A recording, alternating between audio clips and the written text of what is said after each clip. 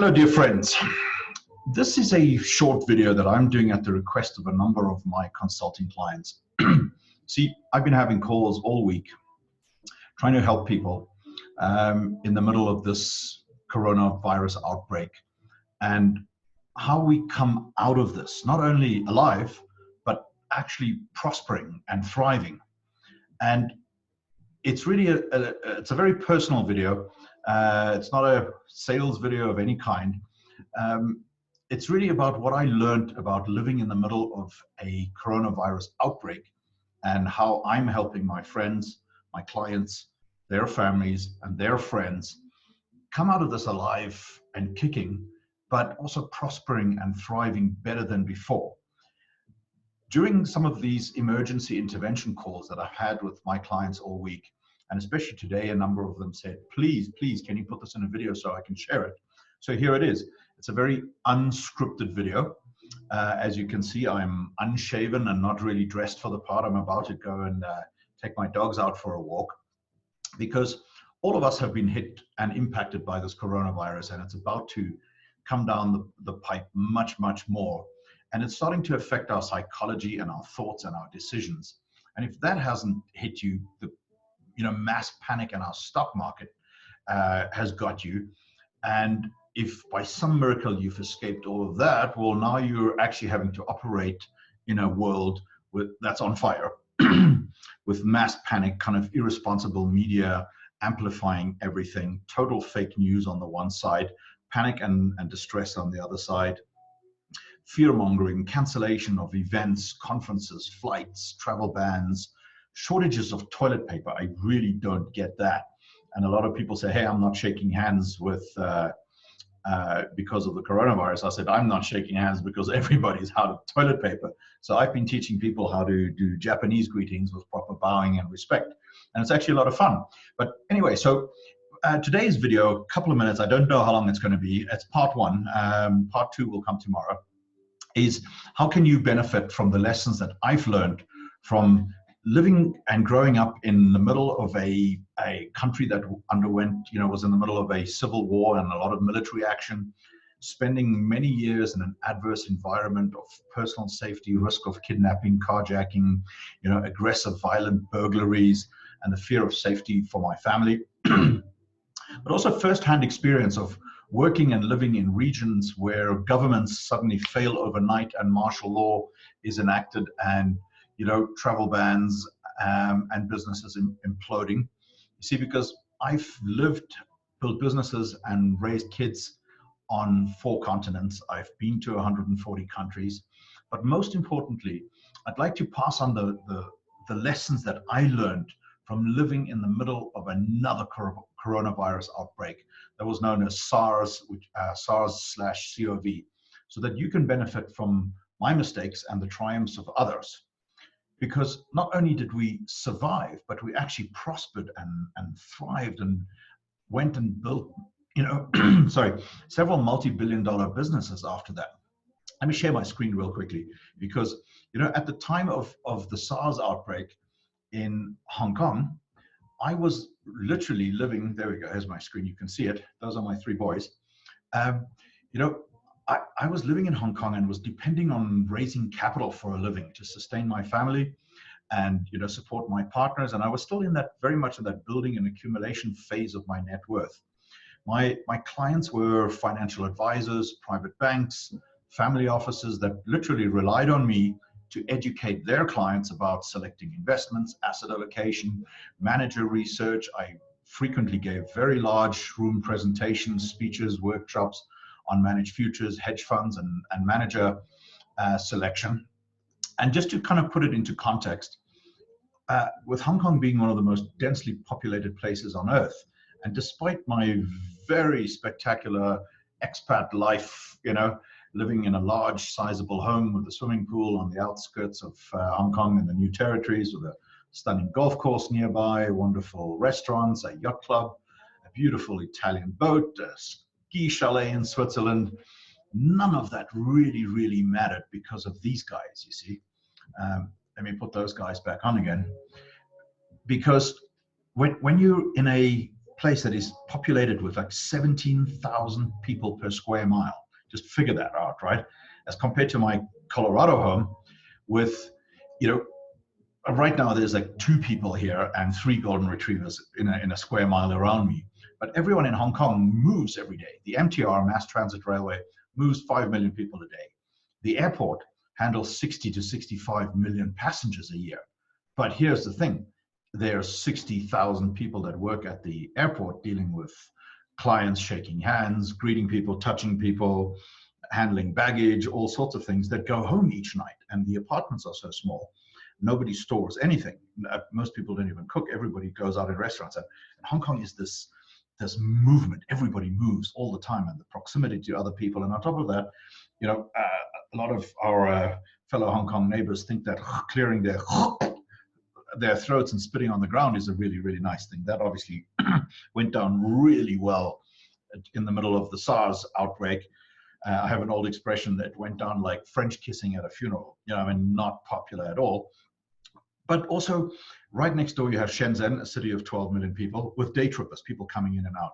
On the other side, you've got Guangzhou with 13 million people and hundreds of ferries and trains and buses that are coming in. I mean, it is an incredible hub, right? So you've got all of this movement.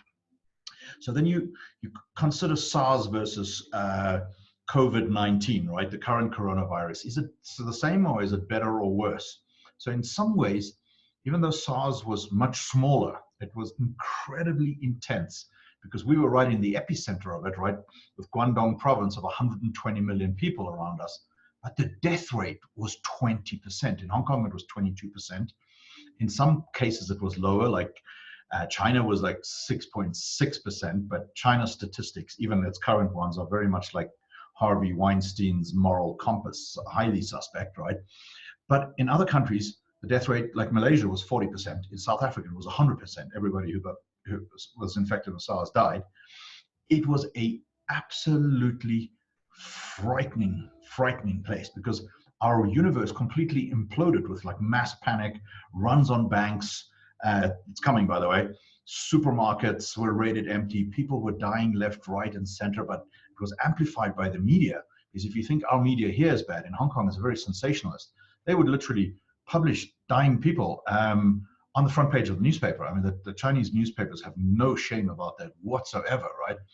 And literally every meeting were canceled. I was in the business of having meetings, as I'm sure many of you are, right? Businesses failed all over the place. The fear and the reaction mode literally took over and the place ground to a standstill. So I really found myself at a fork in the road. My kids were freaking out because they had to go to school wearing face masks. And, so many of their parents were affected and teachers died, and it was just absolute depression and economic hardship like most people have never known. But luckily for me, I was already an expert in reinvention and resourcefulness. So I literally stopped everything and spent a day with my notebook up on the peak. Let me give you my view. So it's not a very clear picture because in those days we didn't have these like 12 megapixel cameras. But that literally was was my view from one of my favorite benches up on the peak. And I literally just sat myself down and I said, okay, I need to come up with a plan. And what is that plan? So literally I started on a blank yellow piece of paper. Let me pull one out. And I just wrote down all the things that mattered to me, all the things that were important, everything that mattered. And literally on the top of the video, it was written, shit that matters, right? And I wrote that all down. And then let me share the screen with you so you can visualize this, okay? So I'm not allowed to write curse words. Laura Louise is trying to retrain me. Good luck with that. Stuff that matters. I wrote down all the things that actually matter to me, to my business, to my family, and so on. Then I drew another overlapping diagram about the things that I can actually control, because a lot of these things that we fear about, we can't control. And if you think about worry and fear, that's all that is your imagination used in an unproductive way. So I just said, all right, let me get the stuff out of my head. What are the things that actually matter to me, to my business, to my family? What are the things that I can actually control? And I drew this overlap. I'm a total like Venn diagram fanatic. I always believe there's nothing you can't solve without it. I have them everywhere. 1, 2, 3, all over the place. I can diagrams. But the important part of it was basically I wanted to say, where do I focus my energy? Because if you can get to focus 80% of the day on the things that matter, that you can actually control, then, as Tony Robbins says, who I just adore, is just a wonderful man. He has this saying that he teaches: energy flows where attention goes. So to get what you really want in life, you need a clear goal that has purpose and meaning behind it. Because once that is in place, you can actually focus your energy on the goal and become obsessive about it. And when you learn how to focus your energy, amazing things happen. But I wasn't practicing it because I was, I had allowed everyone else around me and in the media, to create that hysteria and color my mind.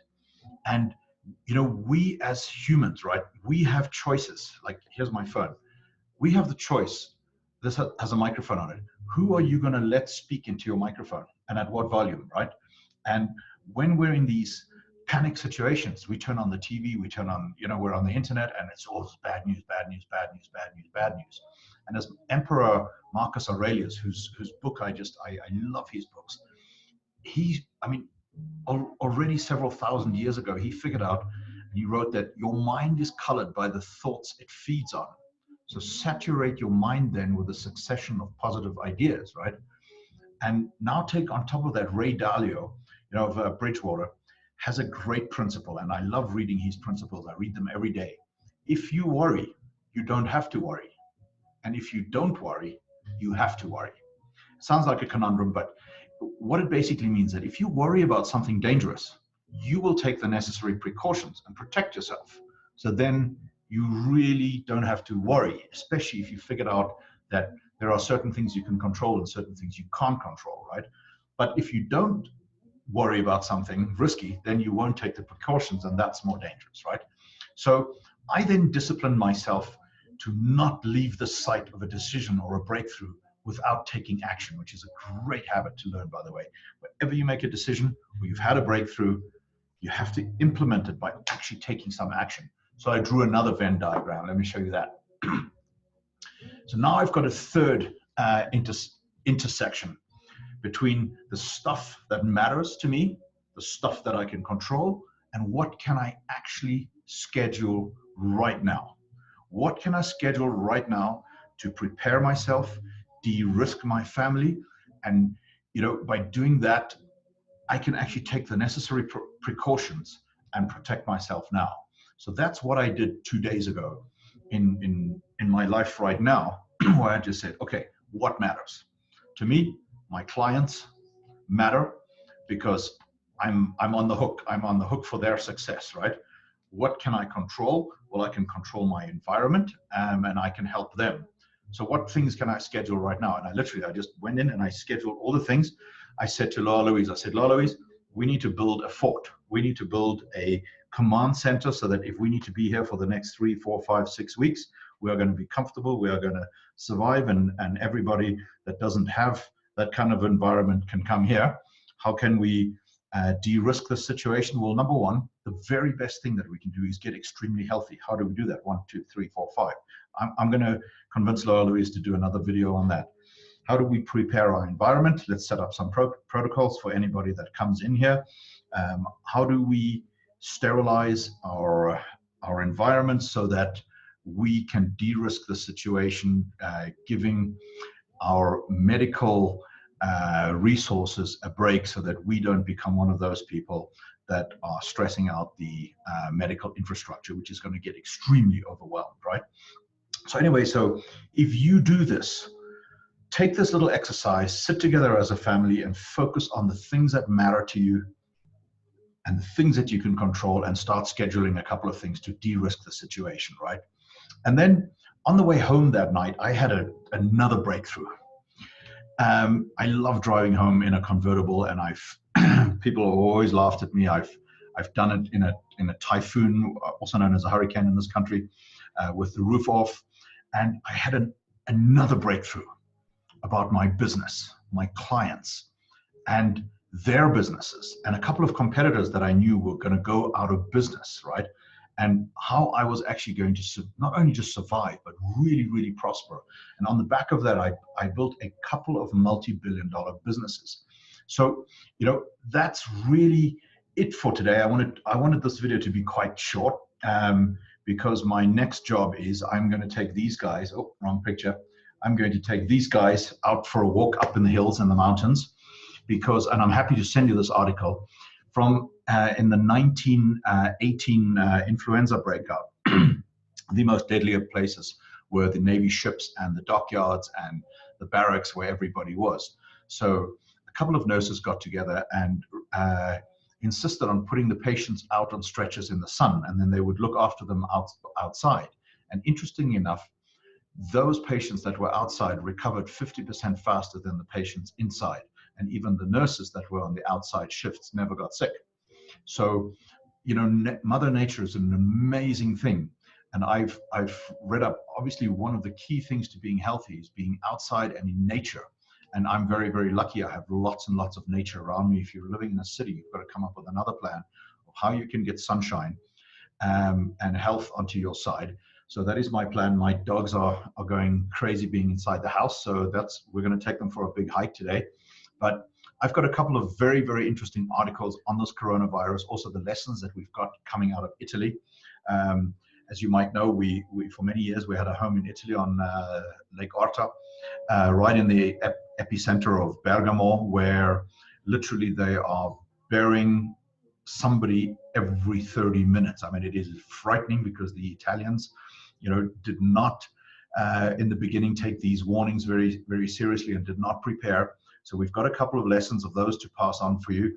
If you would like me to send them to you, do me a favor, just put a post in the comments below. If you would like me to send you the Venn diagrams and any of my resources, put a little comment in the notes below. I'll send them to you. And in the meantime, I really want to wish you good health, but also great preparations. Plan for this, and we will come out on the other side. Tomorrow, I hope to produce another video of my business breakthroughs, of how I used the lessons from the SARS coronavirus to really build a fantastic business on the back of it and help a lot of people. But in the meantime, I really would like, to let you know that we're here for you. If you need some help, if you need some ideas, if you need somebody to talk to, reach out to me, connect, and maybe we should do this on a daily basis. So God bless you and stay safe. Thank you.